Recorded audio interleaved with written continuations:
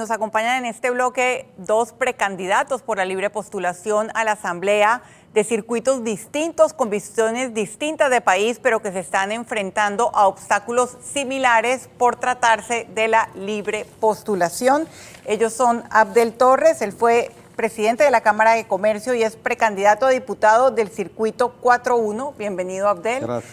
Y Richard Morales es precandidato a diputado del circuito 8-4, es politólogo y perteneció al FAT como precandidato, ¿correcto? Correcto. Bienvenidos a ambos.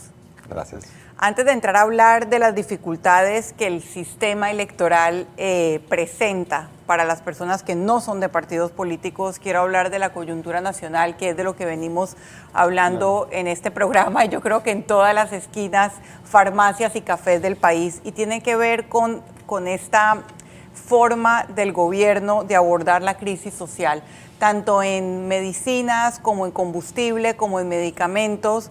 Ha habido una mesa de diálogo que ha sido criticada por algunos sectores porque no ha incluido a todos, y muchas de las soluciones ha sido más fácil comunicarlas que implementarlas, y lo que tenemos ahora quizás son expectativas no cumplidas y personas que están, digamos, prediciendo que va a volver a haber un estallido social. Yo quisiera que cada uno me diera, digamos, su evaluación, su análisis de lo que está viviendo el país y de la forma en que ustedes lo hubiesen manejado. Richard, empiezo contigo. Definitivamente tenemos un gobierno que no ha tenido la disposición de enfrentar en su raíz los problemas que hemos estado enfrentando y las causas de que se haya dado ese estallido.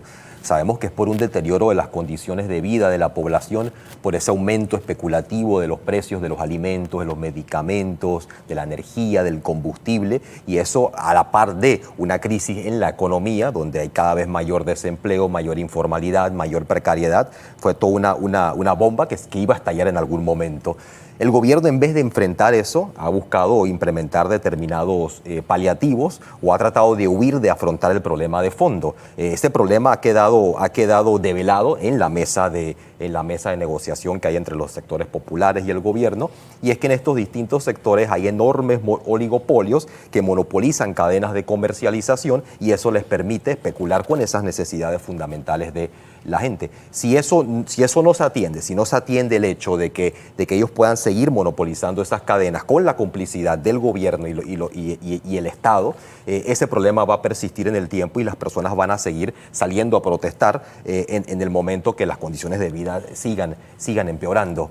La solución a la que tenemos que atender es efectivamente cómo logramos regular estas cadenas, que el Estado asuma su papel, que puede ser asumir el papel directamente de la importación de medicamentos o de facilitar el proceso para que no esté dominado por estos grandes sectores. En los combustibles también sabemos que es un problema que pasa por un área parecido, donde efectivamente tienes que regular la cadena entre los importadores, entre los comercializadores, evitar que las ganancias sean excesivas en ese sector, que el precio final del combustible sea manejable. Es decir, que aquí hay una serie de medidas que el gobierno puede asumir, pero no lo ha estado haciendo precisamente porque como gobierno responde a los intereses que hay detrás de esos sectores. Por eso son los sectores que donan a las campañas, que financian al gobierno de turno, y por eso hemos tenido un gobierno que ha tenido muchas dudas a la hora de plantear una solución real. Y ha sido a través de esa presión popular que ha estado forzado a tomar una que otra medida improvisada. Abdel Torres. Mira, realmente nosotros en ese tema nos remontamos a dos periodos anteriores, donde como nación hemos venido en decadencia, producto de la falta de transparencia y una corrupción que se ha venido agravando periodo tras periodo. Caemos en un nuevo quinquenio y prácticamente se nos dice que el Estado no tiene recursos, está fallido, la administración anterior la dejó con pocos recursos, se pidieron dineros, entró la pandemia y desde ese punto, desde ese inicio, inicia la falta de credibilidad de la actual administración. cuando debió pregonar con el ejemplo. ¿Cómo debió pregonar con el ejemplo? Siendo un gobierno austero, demostrando en cada actividad austeridad. Y pasamos 2 años los que forjamos la economía de este país, prácticamente sosteniendo, y uno de ellos el sector agropecuario, prácticamente toda la pandemia. Y desafortunadamente veíamos que muchos empresarios tuvieron que mandar a sus trabajadores a la casa con $100. Con $100. Otras empresas, aquellas que somos responsables, nos mantuvimos en pie de guerra junto con nuestros trabajadores batallando y no dejando caer la economía de este país, a pesar de la crisis y viendo la falta de austeridad que tenía el gobierno. Lógicamente, vino todo el tema del fin prácticamente, no de la pandemia, pero sí ese mal sabor que le queda a la población de un Estado que no fue austero, que no hizo las cosas bien y ya pierde la credibilidad. Y es aquí donde grupos minúsculos se aprovechan de una realidad de todo un pueblo que tiene falta de credibilidad, que tiene necesidades básicas. Y las necesidades básicas aquí no las vamos a resolver solamente dándole una bolsa de comida a un ciudadano. Aquí tenemos que hacer que el ciudadano sea productivo, pero tenemos que generar esas condiciones. Y lamentablemente, el gobierno o los gobiernos, incluyendo este, no lo han hecho. Ahí viene la crisis que hemos vivido y que, por cierto, Chiriquí, nuestra provincia, la pagó muy alto. La pagó muy alto porque prácticamente estuvimos casi 3 semanas secuestrados, 3 semanas perdiendo y 3 semanas en riesgo el trabajo de muchos trabajadores. Pero las empresas que somos serias, ahí estamos junto con nuestros trabajadores, batallando. Ahí está el sector agropecuario dando la cara. Pero es lamentable que el gobierno, con grupos minoritarios, que no significa que no tengan razón, porque aquí sí hay falta de credibilidad, aquí sí hay falta de transparencia y aquí sí hay corrupción. Claro, los dos coinciden en señalar la insuficiencia del gobierno. Así es. Para usted el tema es que grupos minoritarios son los que están dictando la agenda del país en la mesa, y para Richard, y probablemente tengan más en común de lo que tienen en diferencia de opinión, son, digamos, los empresarios no responsables los que llegaron a esta situación, doctor Ritter. Pero también vale la pena que tratemos de establecer algunas, o a lo mejor coincidencias o a lo mejor diferencias. Claro. Ustedes los dos son candidatos por la libre postulación, por 2 circuitos distintos, uno en Chiriquí, otro aquí en la ciudad de Panamá. Esta es una sociedad deformada, y puedo decir envilecida, con el clientelismo a la hora de escoger a sus gobernantes, a la hora de escoger a sus diputados. Esto está más que demostrado. Esto no es necesario ahondar en esto. Entonces ustedes están en una posición que los tiene cuesta arriba, porque tienen que competir, no teniendo esos mismos vicios, tienen que competir con el clientelismo. ¿Qué mensaje le pueden ustedes transmitir a la población para que esa población pueda de alguna manera desligarse del clientelismo, decir esto es una verdadera opción diferente que yo quiero? Primero, para determinar si de verdad eso es lo que quiere la población, y cómo te desligas del clientelismo para tener alguna posibilidad de éxito candidatura o en cada uno en su respectivo circuito en una candidatura exitosa? Diría que lo fundamental a la hora de que el ciudadano vaya a tomar su decisión respecto a quién darle la firma, a quién votar, es qué posiciones representa esa persona, es decir, por cuáles causas, por cuáles ideas está luchando. Porque va a recibir muchas propuestas, va a recibir también muchas tentaciones, está el clientelismo, pero a la hora de la hora, la decisión que tome puede hacer la diferencia en el tipo de país que tenemos, en el tipo de futuro que tenemos.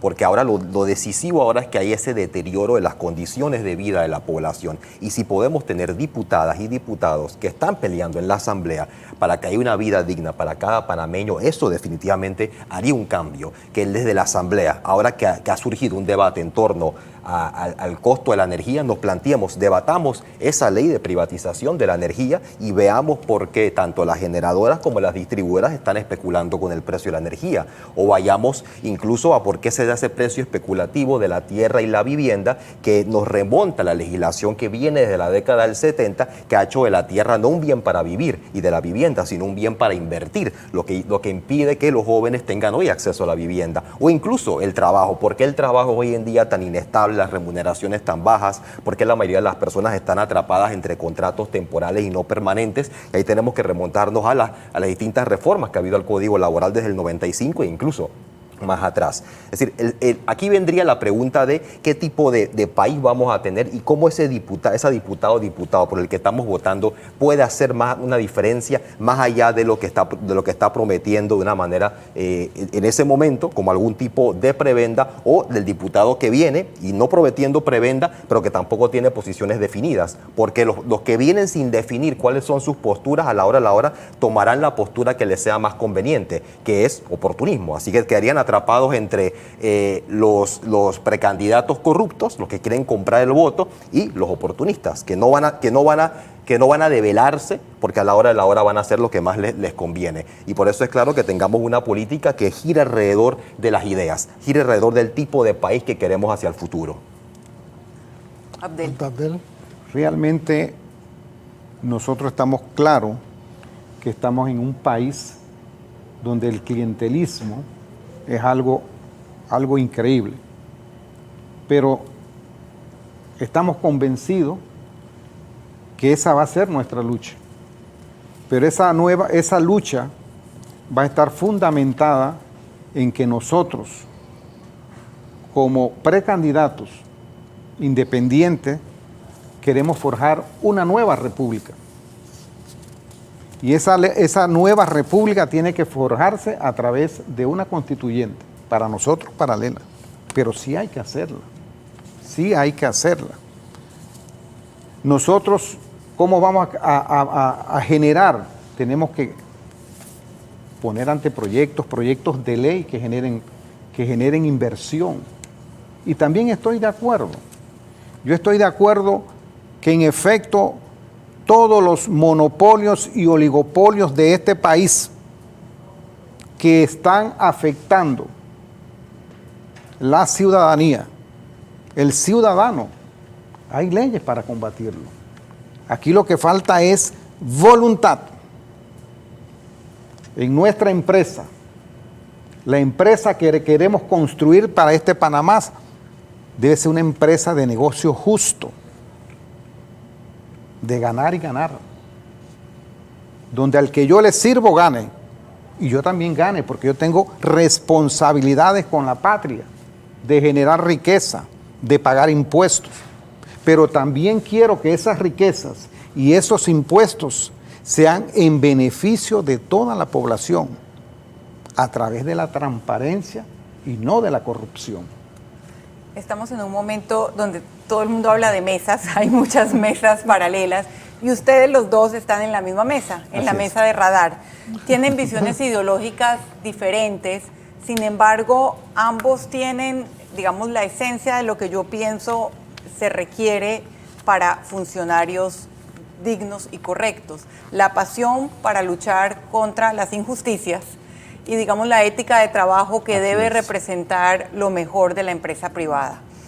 ¿cómo logramos, más allá de los electores, que ustedes la tienen cuesta arriba, y creo que los dos lo tienen bastante claro, cómo logramos que los electores vean que el enemigo o lo que hay que vencer es ese clientelismo, esa política que simplemente se alimenta a sí mismo y no una visión diferente de país? Porque ustedes, de llegar ambos a la Asamblea, podrían tener un debate diverso, un debate rico, un debate que al final genere las mejores leyes. Pero si ustedes se tienen que sentar con otro tipo de diputados, probablemente lo que va a predominar no son las ideas, sino el dinero, y hay que decirlo así. ¿Cómo logramos que los ciudadanos entiendan cuál es el enemigo a vencer? Richard. Creo que ahí es donde la política tiene que tener una dimensión docente o pedagógica, que al uno hacer política, que tiene que ser una política digna, es decir, una política donde uno mantiene convicciones firmes, principios claros, donde se es incorruptible, insobornable, incomparable, lo que es algo que la ciudadanía reconoce en el que hace una política de esta forma, pero a la vez tiene que ir educando sobre los problemas que están enfrentando las personas, porque eso es lo único que puede ir contrarrestando el poder corruptor del dinero, de las prebendas. En este caso sería, por decir algo, si tenemos comunidades que tienen problemas con la recolección de desechos, como es muy común, no solamente en mi circuito, sino en gran mayoría de circuitos, plantear por qué eso es el caso, quiénes son los que tienen los negocios tercerizados de la recolección de la basura en este país. ¿O por qué tenemos el clima tan contaminado? Problemas incluso en la gestión de esos desechos. ¿Qué ha sucedido con Cerro Patacón? ¿Cuál es la empresa que tiene la concesión? ¿Cuál ha sido el resultado de esa privatización de los servicios públicos? Y a través de esa política docente que va explicando cuál es la causa de los problemas, eso puede empezar a generar una enorme diferencia. O cuando el gobierno dice no tenemos suficientes recursos para apoyar determinado programa, para invertir en las escuelas secundarias, para invertir en mejorar el sistema pluvial. Ahí es donde uno puede decir, bueno, ¿por qué tenemos tan alta evasión de impuestos en este país, que ronda el 60-70%? ¿O por qué los activos estratégicos del país, como los puertos, como la minería, le están dejando tan poco a este país cuando le están quitando tanto? Yo creo que la forma de vencer el clientelismo es una política digna y una política docente, donde uno le explica a la ciudadanía cuál es el origen de los problemas, la ciudadanía adquiere conciencia de eso y eso le da la fortaleza para poder enfrentarse a quienes buscan hacer una política corrupta. Abdel. Bueno, sin duda comparto, pero en el caso nosotros en el circuito 4.1 no vamos a decir qué es la diferencia. Lo que sí podemos decir es que el centralismo también está matando el interior. Y ese es un tema que nosotros desde la Asamblea debemos rescatar. Ya está bueno del centralismo. Ese es un tema bien delicado. Y esa es la visión que nosotros queremos hacerle llegar también al elector del 4.1, y no solamente del 4.1, de todo el país. Definitivamente necesitamos gente con capacidad, gente que tenga trayectoria, gente generadora, gente con transparencia, gente que se atreva, como lo hemos hecho, salir de esa zona de confort y hacer las cosas diferentes que necesita este país. Eso es lo que nosotros le estamos proponiendo al electorado, que abran los ojos, que el clientelismo es como dice el dicho, pan para hoy, hambre para mañana. Trabajemos sobre las bases de una nueva nación y yo creo que hay muchos jóvenes y muchas personas con experiencia que lo podemos hacer bien. Muchas gracias a ambos por esas visiones que contrastan pero que también coinciden. A usted también muchas gracias por permanecer en Radar y lo invito a quedarse acá, hay mucho más.